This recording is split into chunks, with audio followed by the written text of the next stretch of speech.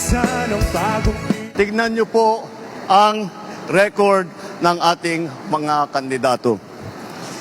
Wala sa kanila ang may bahid ng dugo dahil sa tukhang.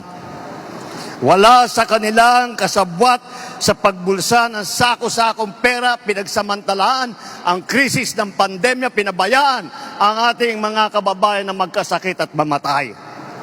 Wala sa kanila ang mga pumapalakpak sa China at natutuwa pa kapag tayo ay binobomba ng tubig. Tinatamaan ang ating mga Coast Guard, hinaharang ang ating mga mangingisda, ninanakaw ang kanilang huli. At bukod pa ron ay inaagaw pa ang mga isla natin para maging bahagi ng kanilang bansa. Wala po sa kanila ang tilang sakristan ng isang bulaang propeta na nasasakdal dahil sa pagyurak sa ating kabataan at sa ating kababaihan. Wala sa kanila ang tagataguyod ng pugad ng krimen, ng sentro ng paglalapastangan ng mga kababaihan na mga pogo.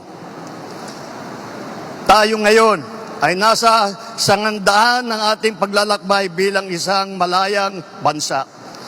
Bilang isang sambayanang may dangal, may sipag at may talino. Tayo ba ay papayag na babalik sa panahon gusto ng kung kailan gusto ng ating mga liderato maging probinsya tayo ng China? Babalik ba tayo sa nakaraan na ibinubugaw ang ating bayan bilang isang sugalan ng mga dayuhan?